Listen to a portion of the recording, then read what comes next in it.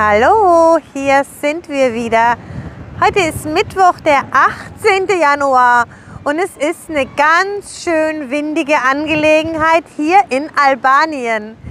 Wir sind jetzt die dritte Nacht in Albanien. Ja, und was wir hier erleben, außer stürmischem Wetter, das seht ihr jetzt in unserem Video. Wir sind Martina und Bernhard. Reisen war und ist unsere große Leidenschaft. Unsere aktuelle Tour führte uns durch Afrika und Asien zurück nach Europa. Kommt mit und seid dabei. Bei strahlendem Sonnenschein fahren wir weiter Richtung Norden bis zur kleinen Stadt Ioannina, die wunderschön an einem See liegt.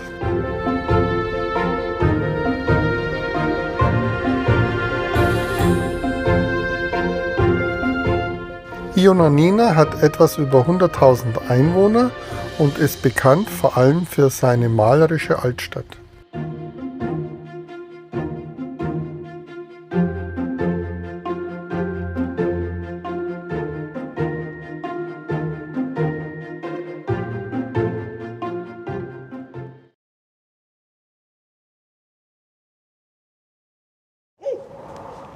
Ja, ein romantischer Parkplatz ist was anderes, aber der hier ist sehr praktisch. Wir sind jetzt bei Ioannina. Wir mussten ein bisschen umplanen.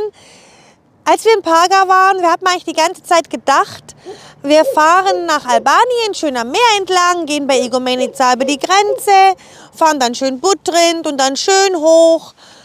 Ja, aber es regnet die ganze Woche. Wir haben jetzt geschaut, die ganze die ganze Küste, die nächsten 14 Tage, solange mein Wetterbericht reicht, nur Regen.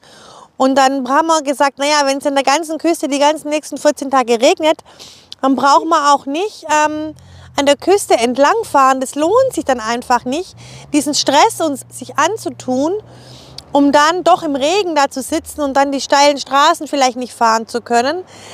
Jetzt haben wir uns kurzerhand entschlossen, das Landesinnere zu fahren. Wir gehen jetzt woanders über die Grenze, im Landesinneren. Da hat es ein paar andere Sachen, aber die Straße ist besser und vielleicht auch nicht so kurvig. Und Gjirokastre wollen wir jetzt besuchen. Das ist UNESCO-Weltkulturerbe. Da werden wir jetzt mal schauen.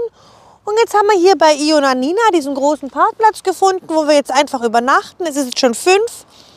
Jetzt schauen wir mal, ob wir irgendwo was zu essen finden. Wir haben ein schönes Schneepanorama im Hintergrund, hier direkt am See.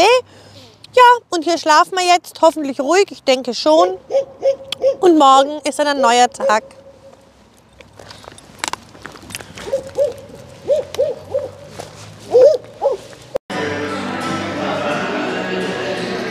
Wir haben unsere T-Shirts gegen Rollkragenpullis getauscht, aber der Aperol bleibt der gleiche. Und ich habe tatsächlich einen Blick auf schneebedeckte Berge. Ich hoffe, das können wir gleich noch mal einfangen, bevor die Sonne untergeht. Wir sind in Ioannina, direkt am See in einem Restaurant und parken ja hier hinten auf dem öffentlichen Parkplatz, wo wir übernachten werden. Und von hier aus sind es 50 Kilometer zur albanischen Grenze. Ja, und es ist unser letztes Essen in Griechenland. Wir sind ein bisschen wehmütig. Aber wir freuen uns jetzt auch auf Albanien. Wir haben so viel Positives gehört. Wir haben ein bisschen Angst vor den Straßen, weil die wohl nicht so gut sein sollen. Nach Georgien sind wir da ein bisschen geheilt mit unserem Wohnmobil. Aber wir haben ja neue Reifen und eine neue Kupplung. Also hoffe ich, dass es gut geht. Und zur Not, ja, weiß ich nicht, beim ADAC Griechenland haben wir jetzt einen super tollen Ansprechpartner. Dann müssen wir halt zurück nach Griechenland. Wir werden es schon irgendwie schaffen. Auf Albanien.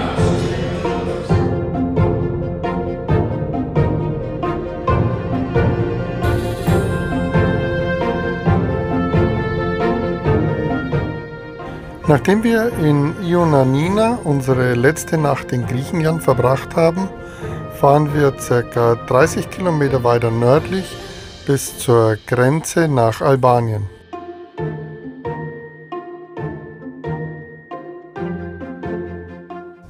Am Grenzübergang Kakavia waren wir das einzige Fahrzeug. Die Ausreise aus Griechenland und die Einreise nach Albanien gestalteten sich sehr einfach und wir waren in maximal 15 Minuten über die Grenze.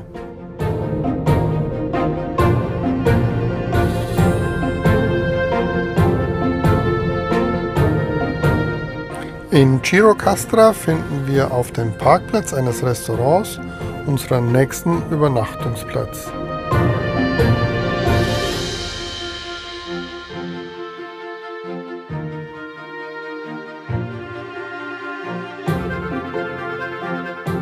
Gjirokastra wird auch die Stadt der 1000 Stufen genannt, da die alten Steinhäuser der Altstadt an den steilen Berghängen erbaut wurden.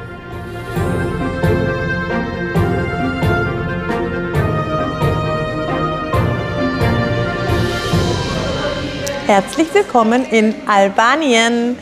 Es hat sich eigentlich nicht viel geändert. Wir sind am Essen. Wir sind vor einer Stunde ungefähr über die Grenze. Das Ganze hat genau 5 Minuten gedauert. Wir sind in Gjirokastra jetzt und über die Grenze sind wir in Kal irgendwie. Bernhard soll es unten einblenden. Es war ein ganz unkomplizierter Grenzübergang, wirklich. Wir sind aus Griechenland ausgereist und in Albanien eingereist. Wir waren ganz allein an der Grenze, vor uns keiner, hinter uns keiner. Ich weiß natürlich nicht, wie das im Sommer ist, aber jetzt außerhalb der Saison war das unheimlich flott. Dann sind wir auf einer guten Straße, wirklich einer richtig guten Straße, bis hierher gefahren. Schöne Landschaft, wunderschön. Also wir haben ein bisschen Pech mit dem Wetter. Es ist ganz trüb und regnerisch und richtig kalt, nur 10 Grad. Also wir sind echt mit dem Wetter ein bisschen überfordert. Aber landschaftlich unheimlich schön. Erinnert uns so ein bisschen an die Schweiz oder an Georgien mit besseren Straßen. Und jetzt haben wir hier in Gjirokastra einen wunderschönen Stellplatz gefunden. Relativ neu angelegt auf Teer. Da haben wir jetzt Wert drauf gelegt, weil es eben regnen soll die nächsten Tage. Und hier ist direkt ein kleines Restaurant dabei, total nett. Die kamen dann und haben uns gefragt, ob wir Hunger haben und was wir denn möchten. Sie würden für uns was machen. Ich glaube sogar, er ist extra zum Einkaufen gefahren. Und ich habe jetzt Schweine und Salat und der Bernhard auch. Und wie gesagt, Mama kocht für uns. Wir bekommen hier auch Frühstück. Wir haben Strom, wir haben Wasser, wir haben Abwasser. Und das ganze All-Inclusive-Paket mit WLAN für 20 € für eine Nacht oder 24 Stunden. Ja, das sind europäische Preise, aber ich finde das völlig in Ordnung. Und es ist auch echt gemütlich hier. Du kannst hier essen, es ist warm eingeheizt, was für uns gerade ganz wichtig ist. Und jetzt hoffen wir einfach, dass das Wetter ein bisschen besser wird und wir nach Gjirokastra mit dem Quad hoch können oder zu Fuß, je nachdem. Und da mal noch ein bisschen gucken können, was es gibt.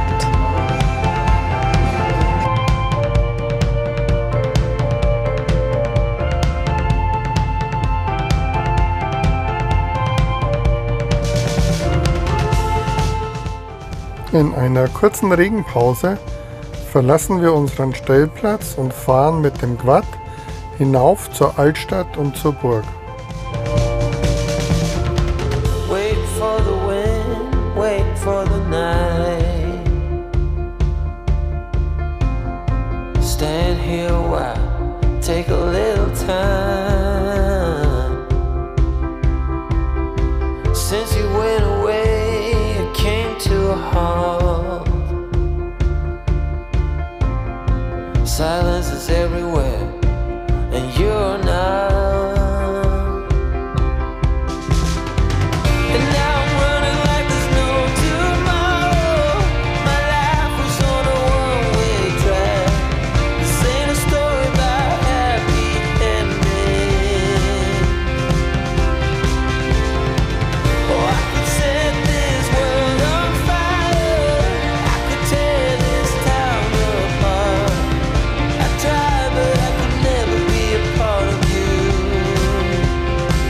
and your beautiful life.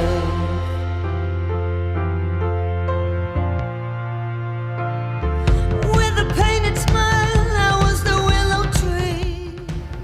Die Festung, die wie eine weiße Krone auf den höchsten Hügeln der Stadt thront, ist wohl die schönste der 158 Burgen Albaniens. We didn't know we loved. It's not easy living with my fingers crossed. Der lokale Fernsehsender von Gjirokastre macht zurzeit einen Bericht über den lokalen Tourismus und hat im Zuge dessen auch ein Interview mit uns geführt. I know now you were better off without me. I just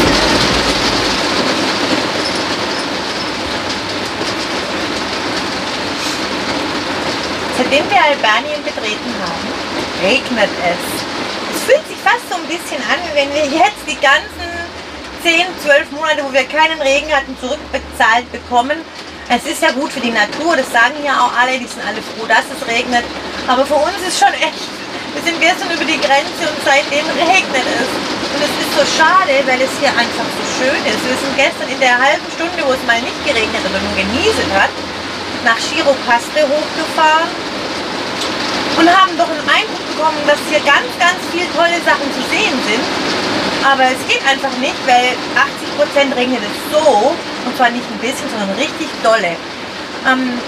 Der Platz hier, den wir gefunden haben, der ist super. Das ist das Ora Camping hier in Gjirokastre.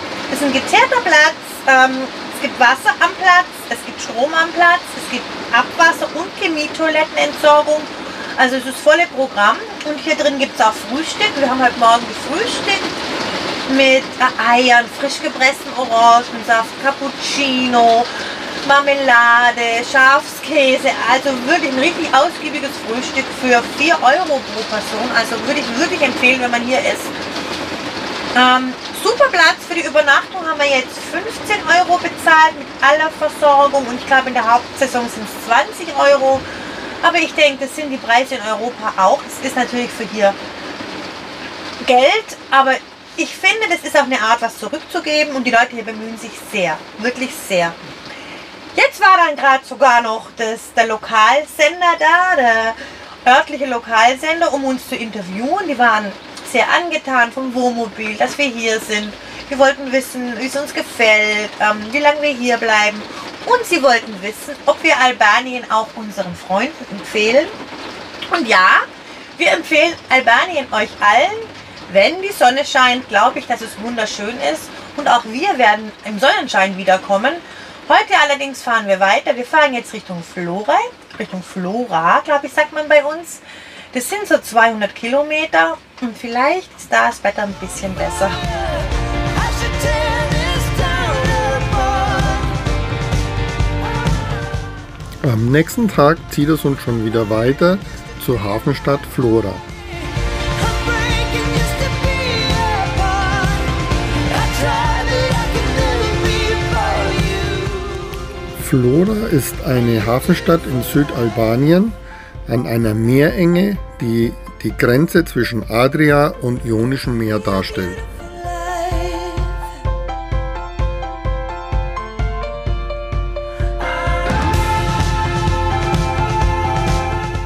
In Flora fahren wir durch eine Schranke in den bewachten Hafen ein und finden dort einen sicheren Stellplatz.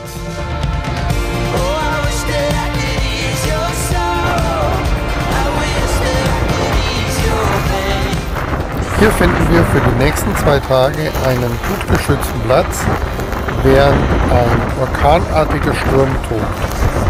This world on fire. We should tear this town apart. Ich würde mal sagen, es gibt eine gute und eine schlechte Nachricht. Die gute Nachricht, es hat das Regnen aufgehört. Zumindest vielleicht für eine halbe Stunde. Die erste halbe Stunde, seitdem wir in Albanien sind, wo es nicht regnet. Und die schlechte Nachricht könnt ihr schon sehen, wenn ihr mich anguckt. Es stürmt, es zieht wie Hechtsuppe. Es ist ein richtig heftiger Sturm. Wir haben einen super Platz hier im Hafen von Flora. Oh, es tröpfelt schon wieder. Wir haben einen super Platz hier im Hafen von Flora gefunden. Flora. Und wir stehen wirklich gut. Und da vorne könnten wir auch direkt am Wasser stehen. Aber wir haben uns hier nach hinten verzogen, weil wir da ein bisschen geschützt sind von dem extremen Sturm. Und hier hinten geht's noch. Das ist die gute Version. Da vorne bläst es einen wirklich beinahe weg. Ja, und wir harren jetzt einfach diesen Sturm aus und haben ein Sushi-Restaurant gefunden, nur 500 Meter von hier. Und da versuchen wir jetzt sicher hinzukommen.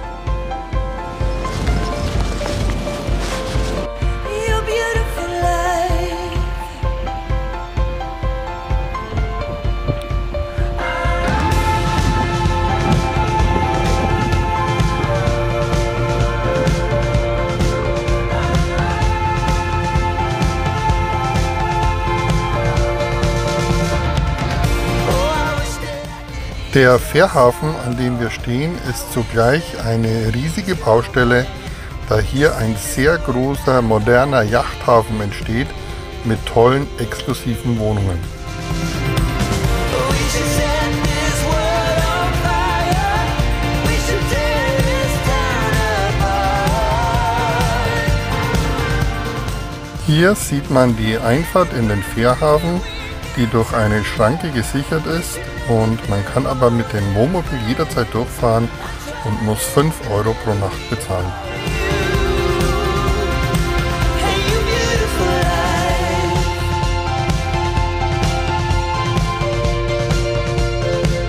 You beautiful life. Vlora ist eine sehr moderne und wirklich unglaublich saubere Stadt mit einer ganz tollen Uferpromenade, die kilometerlang ist.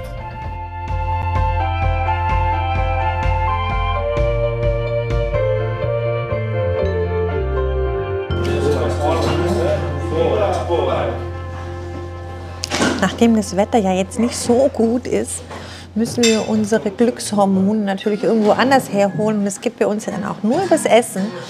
Deswegen haben wir geschaut, welches ist das beste Restaurant in ganz Vlore. Und ich glaube, wir haben das auch gefunden. Wir sind in dem Restaurant der 3 Gabeln, Tre Fourchettes. Und ich habe zur Vorspeise einen Rindercarpaccio, habe ich lange nicht gehabt. Macht mich jetzt richtig an. Und der Bernhard, der hat diese Tagliatelle mit schwarzer Tinte vom Tintenfisch und Meeresfrüchten. Und ich finde, das schaut so ziemlich gut aus. Und Aperol dazu.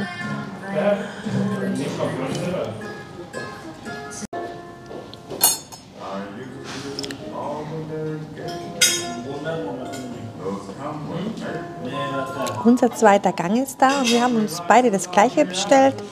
Einen Pulpo mediterrane Art, der ist so ein bisschen mit Tomatensößchen und so kleinen Zwiebelchen, und es schaut sehr, sehr lecker aus. Also es ist ein ganz tolles Restaurant hier. Allgemein müssen wir sagen, gefällt uns Albanien trotz des schlechten Wetters eigentlich richtig, richtig gut. Die Straßen sind besser wie gedacht. Die Landschaft ist wunderschön und die Restaurants, wie ihr sehen könnt, haben wirklich Klasse.